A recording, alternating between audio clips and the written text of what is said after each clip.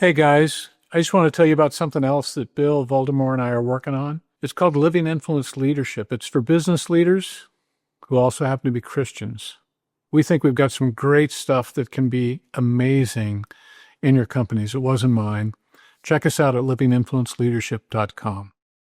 Welcome to Living Influence. We're excited to see you again. My name is Scott Boyd, and I'm here with my friend Bill Thrall. Hey, we just want to say a big thank you to everyone that's been viewing our videos, liking our videos, making comments. We're really close to almost 10,000 followers on Instagram, and what a milestone. I'm so excited. When we started this, and when I started this journey with Bill, and it's like, let's go for it, what was in my heart was this grace message about our influence and about how God sees us. It's changed my life. I have been so affected by it that for the rest of my days, I want to spend trying to get people to see this different theology it's not in 95% of our churches. And so a big thank you to everybody that said hello. And I just, if you haven't followed us, if you haven't subscribed to a channel, please do. It really encourages us. So thank you for that. And today we have, we got a letter from a reader. And I want to read a little bit of this letter.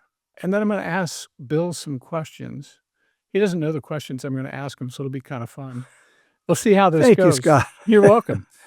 So in his letter, he goes, years ago, I was part of a men's small group. It was the start of a couple of my closest friendships, but I can honestly tell you that I would never participate in something like that again. It was entirely behavior-based. We would get together and rehash the previous 7 days and all the times and the different ways that we had failed, and then we would commit to doing better this week. I have since spoken to several of those friends about how that group functioned, and we pretty much agreed that it was a shame incubator. A little bit further on in his letter, because it was a long letter, I just wanted to get a couple of parts out. He goes, "Well, it's true that grace is in my heart. I never really say I understand grace because it's such a huge topic. It boggles my mind and brings tears to my eyes. But it's in my heart. 4 decades of legalistic church attendance have made it that I can't imagine getting together as men without behavior being the focus. I want to be able to gather as men. And the purpose of maturing into who God created us to be, more than just challenging each other to behave in a more Christianly manner. So if you could give me some insight on that, I'd be really grateful." Great letter, Scott. Great Yeah, letter. I thought it was too. Yeah, so question 1, Bill. Why do most accountability groups accidentally make shame worse? His insights are really good, and the results are tragic. I think, Scott, what happens in an accountability group, the intention is that somehow if you and I can admit that we're screwing up, we'll both feel better about ourselves and each other. And so you end up with rehearsing mistakes. And what happens, Scott, is that process of rehearsing does something tragic. It creates an awakening of my own shame. So what happens is my intention was to meet so we could get to share stuff. But what happened was in the sharing of it, I discovered my shame is triggered. And instead of getting closer in, I withdraw from. And that's his tragic reality. He ended up withdrawing from the very guys he was hoping to engage with. So that accountability has an interesting application. Accountability is a great application when it comes to doing tasks. You own a business, Scott. You hire people. You hold them accountable to the job description you gave them. It's a horrible means of dealing with relationships because it doesn't do something, and it's always assumed. What he assumed and his friends was that just because they agreed to mate together, that it would be safe. And it was anything but safe. And so what I like to say to somebody like him, and we're addressing him, is this: what does it take to create in relationship a safe place? What does a safe place feel like, look like? And here's the deal. Without trust of person, there is no safety. Scott, you and I could rehearse with each other every flaw we've ever made, and it won't create trust in us.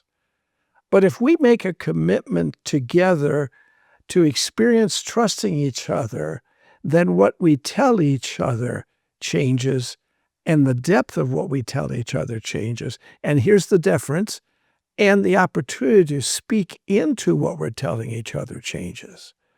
So it's a long answer to your question, but that's where I begin. Yeah, so let's pause right there on that first statement you made. When we trust each other, it changes what we tell each other. Absolutely. What changes? Help me understand what actually changes. If you and I trust each other more, how does our conversation change? The intention for us to get to know each other is very important. So what happens when we discover, I'll put it that way, when we discover that the way we get to know each other is to trust each other more, that's how we get to know each other. And you become a safe place for me when what I tell you, you do not judge. That's critical. See, trust in a relationship creates a place where what you tell me will not be judged. Accountability is designed to judge. It's like, here's the 10 things I did last week, Scott, and your job in accountability is to remind me, don't do that. That's all screwed up, Bill. And here's 10 reasons you shouldn't be screwed up. Well, that's why that doesn't work. But what does work is this. And by the way, this works in our relationship. I'll make it real personal here. I trust you, Scott. I believe you trust me. I think it changes the way we interact with each other because it gives us the freedom, and I'm going to say a key word here, it gives us the freedom to be known. See, accountability, because it deals with behavior, never deals with person, and the person never feels known. You can't be known without trust. Here's one of your statements that you've made. One of the greatest gifts that you can give to a believer is to provide a safe place, an opportunity, where they can disclose what is true about the sin that is in them, and where they can disclose what is true about the sin that has been done against them. To provide a place where they do not have to hide anything. So, is that judgment piece? It's the commitment to not judge. It's this concept. I need a safe place where what I tell you is not judged, because that'll just inflame my shame. What if instead of judging my behavior, you chose to come alongside my person, create a safe place where I am more important to you than the things I do? For a long time, tragically, especially in legalistic environments, behavior is, in fact, a condition for fellowship. Oh, yeah. And it's tragic, Scott. What if the condition for fellowship was love? Right. And what if in love we were able to be known? I'm gonna circle that word in my mind: to be known, to be known, to be known. We desperately, Scott, as people, we desperately want to be known. Right. We do. And we're desperately afraid if we're known, people That's will right. run away. So I say to a lot of people, it's like this: come, please know me, but don't get too close, because if you know me, you'll never like me. So accountability creates a crisis. What happens, and this guy who wrote this letter knows this, what happens is, what I do is I learn over time to not tell you everything because I'm tired of being judged. So I begin to do something. I begin to hide from you. Yeah. So in that statement you read, to give a new believer or a believer a place, a safe place where they can be known, where they don't have to hide. Scott, I've had the privilege of going into Christian colleges, universities, seminaries, and meet with faculty. And one of the consistent statements I make within the first couple of hours of every time I meet with faculty is this statement. You have these students from 1 to 4 or 5 years even. And let me just say to you, in my opinion as a faculty, one of the greatest gifts you can give them while they're here is to provide a safe place where they don't have to hide anything. Because something is true, Scott, whatever I hide will one day define me. You said something a little bit earlier about our churches say that if I come alongside someone who's sinning, I'm condoning his sin. That's so tragic, isn't it? It's very tragic, Scott. Part of the whole conversation that we're having on this is this dear guy who wrote this letter says, listen to his words, 40 years, Scott. Yeah. 40 years he was in what I call the bondage of community that never, ever gave him a place to be known.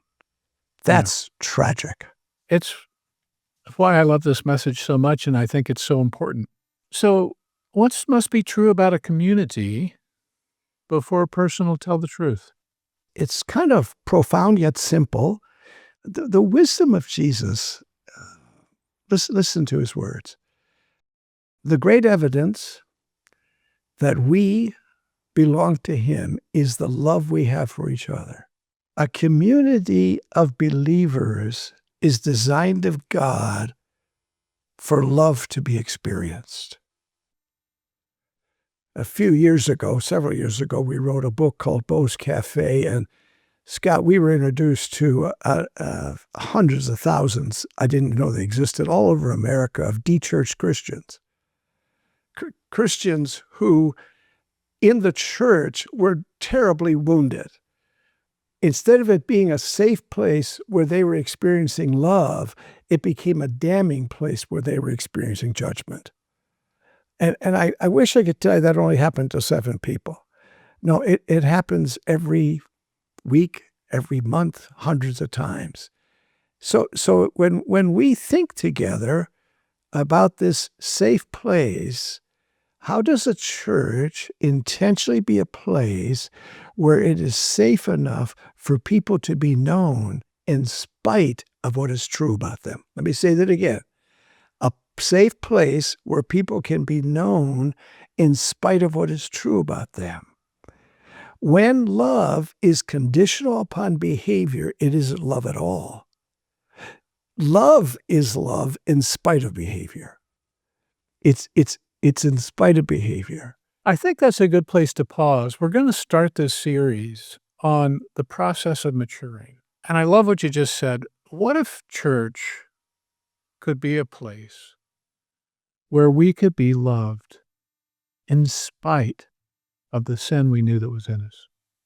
Absolutely. Would that be a church that you'd want to go to?